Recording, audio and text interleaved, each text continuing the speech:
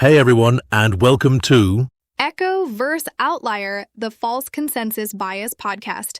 So glad you're here. Natasha. Quick question. Ever been stunned when your friends, hate pineapple on pizza? Oh, Harrison, you're starting strong. I mean, who doesn't like a little sweet and savory combo? Right? I just always assumed everyone was on board with the pineapple. It's universally delicious in my head, you know? That moment of shock, that little, wait, what feeling? That's a perfect taste of what we're discussing today.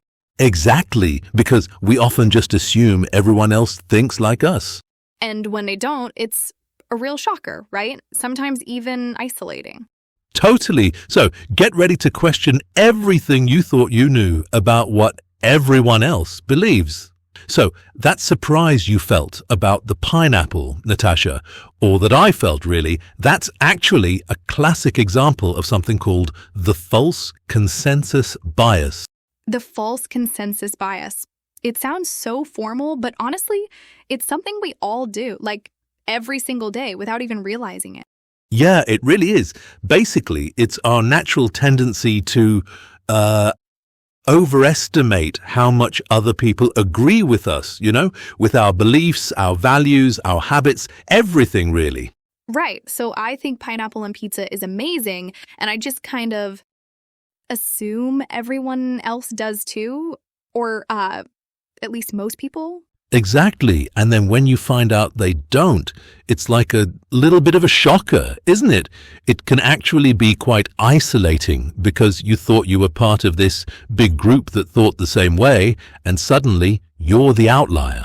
Yeah, it's that moment where you realize, oh, wait, my personal norm isn't actually the universal norm, which it kind of rarely is it? No, it really isn't. And that's what makes this bias so fascinating. We build these internal worlds where our opinions are just the default, and then reality hits. Let's talk about where else this pops up, because it's not just pizza, right? Oh, definitely not. I mean, think about social media, for example. Oh, that's a huge one. You post something, right, about, a controversial topic, and you just kind of assume everyone in your echo chamber, totally gets it or agrees. Exactly. And then someone comments and you're like, wait, what? How could you possibly think that? That's the aha moment. Yeah, or you see someone share something completely out there and you're thinking, who on earth believes this? And then you realize, oh, a lot of people actually do. And you were just assuming your feed was like the universal truth. It's wild. Or in the office, like when a new policy comes out or a new coffee machine and you're convinced everyone feels the same way you do about it. Oh my gosh, the coffee machine. I swear, I thought everyone in our old office was on board with the fancy new espresso maker. I was campaigning for it, And then? And then I found out half the office actually preferred the old simple drip coffee. They just didn't want to say anything. I was actually stunned. I thought I had universal support. See? That's the bias right there. You projected your enthusiasm onto everyone else. Totally. And it's not even just opinions. It's habits too, isn't it? I always fold my socks a certain way, and I just assume everyone's equally meticulous about their sock drawer. I actually assumed that. I'm sorry, Natasha, but I just toss mine in. No, you don't. See, that's an aha moment for me right there. My entire life, I thought, well, of course you fold socks in pairs and stack them perfectly. I just assumed that was common practice. It's a shocker. It's those little things that really highlight how deep this goes, isn't it? From the big political stuff down to sock folding. Yeah, it really does. And it makes you wonder, why? Why do our brains do this? Why are we so prone to assuming everyone's just like us? Exactly. And there's actually some really cool psychology behind it. I was reading this quote from Dr. Maya Sharma, a social psychologist, and she said something that really stuck with me. Oh, tell me. She said, our brains are essentially efficient machines, and it's cognitively easier to project our own views onto others than to constantly verify differing perspectives. Whoa. Cognitively easier. That makes so much sense. It's like less work to just assume, isn't it? My brain is just being lazy? Kind of. It's not necessarily laziness. It's more about how our brains try to simplify complex social information. If we had to constantly check in with everyone's actual opinions, We'd never get anything done. So, it's like a mental shortcut? exactly. It's a heuristic, a mental shortcut, and it serves a purpose, right? It makes social interactions feel smoother initially. But the downside is it leads to these, aha moments when we realize we've been totally off base. Yeah, like, whoa. I really thought everyone thought pineapple on pizza was just a given. But it's not just pizza, is it? Oh, absolutely not. I mean, think about it. Sometimes this bias can actually influence pretty significant decisions in our lives. Oh, like what? Give me an example. Well, imagine, what if a really big life choice you made, something monumental, was actually driven by this false consensus bias? Whoa. Hold on. Like a big life choice? Not just my opinion on, like, the best brand of coffee. Exactly. Think about it.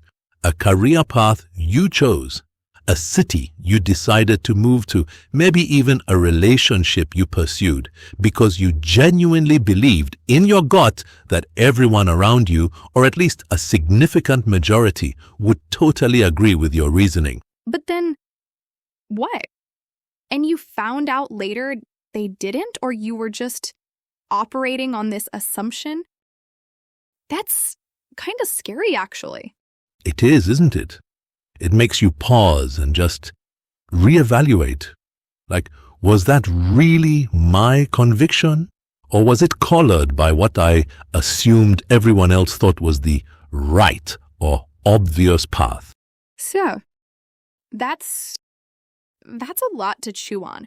I'm definitely going to be thinking about that one for a while. It really is. And it brings us to a super important point, Natasha. How do we actually, start to spot this bias in our daily lives? And more importantly, how do we overcome it? Oh, good, because my brain is already spiraling a little bit. So give me the tools. What's the first one? Okay, so the first tactic is what I like to call the opinion audit. Basically, it's about actively seeking out diverse perspectives, especially when you're facing a choice or forming an opinion. Huh. Like, don't just ask your echo chamber. Exactly. We tend to gravitate towards people who already agree with us, right? It's comfortable. But that just reinforces the false consensus. So, for your opinion audit, consciously reach out to people you know have different backgrounds, different experiences, maybe even just different social circles. So if I'm thinking, oh, everyone's going to love this new policy at work, instead of just talking to Sarah from accounting, who always agrees with me, I should maybe go talk to Mike from marketing, who I know has a totally different take on things. Precisely. And don't just ask for their agreement. Ask why they feel a certain way. Explore their reasoning. You might be surprised. That makes sense. It's like force yourself out of your own head a little. What's the second tactic, then? I need to. The second one is the assumption challenge. This is about pausing when you hear yourself think or say, everyone thinks this, or no one would ever do that. Oh, wow. I say everyone thinks this like 5 times a day. Most of us do. So when you catch yourself, I want you to literally stop and ask, who is everyone here? Is that truly everyone? Or is that just the small group of people I interact with most often, or even just me? So it's about, like, verifying your internal monologue. Totally. And then, if you realize it's just an assumption, try to find a counterexample, even one. One person who doesn't think that or who would do that. Just finding one can completely break that illusion of universal agreement. That's actually pretty simple but powerful. Like, if I think everyone hates pineapple on pizza, I just need to remember you. Exactly. And then my existence dismantles your false consensus right there. This is great. So, the opinion audit and the assumption challenge, I feel like I can actually use these, starting today. I hope so. And we really hope all of you listening feel like you've got some new tools in your psychological toolkit after today. Absolutely. And honestly, this has been such an eye-opener. I mean, my pineapple pizza preference now feels, validated in a weird way. See, that's what we're aiming for. Learning, discovery, and a little bit of fun. So as we wrap up today's episode of Echo versus Outlier, the False Consensus Bias podcast.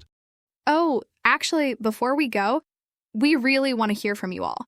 Like, we talked about so many examples today, right? Pizza, office stuff, social media. Yeah. Have you ever had a moment where you just knew everyone thought a certain way, only to discover you were, totally wrong? Or maybe you found yourself in that isolated spot, realizing you were the outlier. We'd love to hear your false consensus stories. Share them with us on social media using #MyEchoMoment. Or hey, even better, send us a voice message. We might even play it on a future episode. Imagine that, your voice sharing your aha moment. It's a great way to build our community and keep this conversation going, because really, the more we talk about these biases, the more aware we become. Exactly. It's all about, challenging those assumptions, our own, and what we think others think. So thank you, as always, Harrison, for such an insightful chat. And thank you, Natasha. And thank you, our incredible listeners, for joining us on this journey of discovery. Don't forget to subscribe, rate, and review Echo versus Outlier wherever you get your podcasts. It really, really helps us out. And that's it. If you enjoyed today's dive, be sure to follow us on Instagram, Twitter, and TikTok for more podcasts. We're at Echo of Outliers everywhere. Stay curious.